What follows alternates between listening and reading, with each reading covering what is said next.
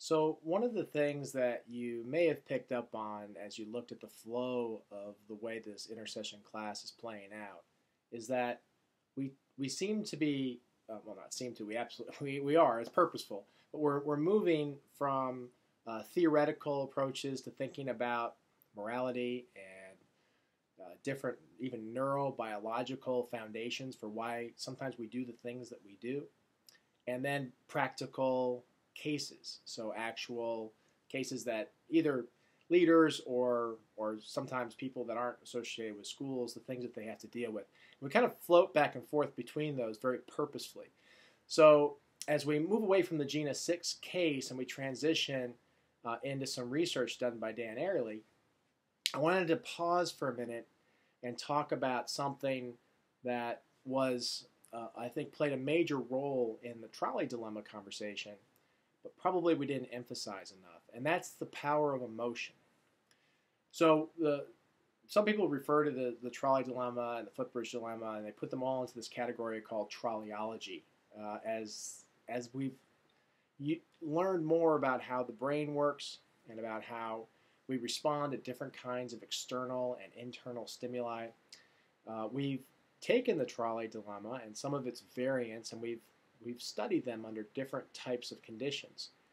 And one of the things we've learned is that emotion plays a critical role in how people transition their decision making from, say, the trolley dilemma to the footbridge dilemma. So much so that the room will almost completely flip as you move from one dilemma to the other, even though the audience will say that the main reason they've made their choice to pull the lever, overwhelmingly they do. In every room I've ever been in, it's always the same response. Even though they will pull the lever, the reason that they say they'll do that is because of the math. And then as we move forward into the footbridge dilemma, we give them the exact same math, and yet the room flips. And now they won't do it. Well, we've actually been able to study the emotional center of the brain under those two different conditions. Now keep in mind, we're not putting people in front of train tracks or on a footbridge where they could push somebody. They're sitting in a relatively sterile environment. We're just telling them that this is a scenario we want them to think about. But even under those conditions, the emotional center of the brain is triggered during the footbridge dilemma in a way that it is not triggered during the original trolley dilemma. And that seems to make all the difference.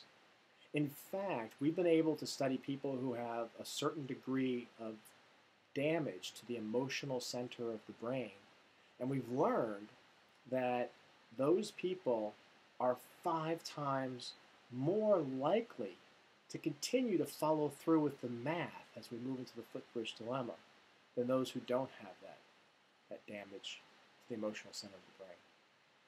And there are a lot of other types of conditions that will actually mimic that kind of damage, if you will, that kind of response. And so what we find is that people who are under extreme conditions of things like cognitive overload, and we'll look at a study that looks at that, where they're holding so much information in their minds at once that they're overloaded, that affects how they might follow through on a moral decision. If they're hungry, if they're tired, fatigue is a huge factor. And we'll talk about that some more as the semester goes on. But I want you to really understand this because it's very important. When we're under completely normal conditions, we're feeling like we're rested and we're not under emotional overload or cognitive overload. Everything is relatively static and sterile, and we're able to make a rational decision. We act one way, and we even have a different reasoning about why we would act that way when it comes to ethical dilemmas.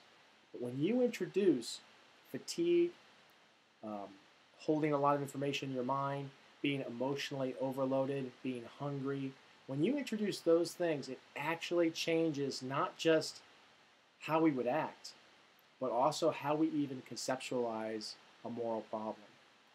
And so that's one really important reason why we can't think about these things as simply black or white issues, right and wrong. Even the individual person who who believe strongly that there's a certain moral truth to a problem if you put them under different conditions, or if you introduce things that they really value and you put that at odds with this moral decision. It's not hard at all to take that individual and flip where they would choose to land on a moral problem. This is important, and it's very important as we move forward and we think about these cases that are happening in real time for the people that we're reading about. And you can imagine that they're under a lot of emotional and cognitive overload. And they're dealing with things like that we don't even know about, how fatigued they might be, for example.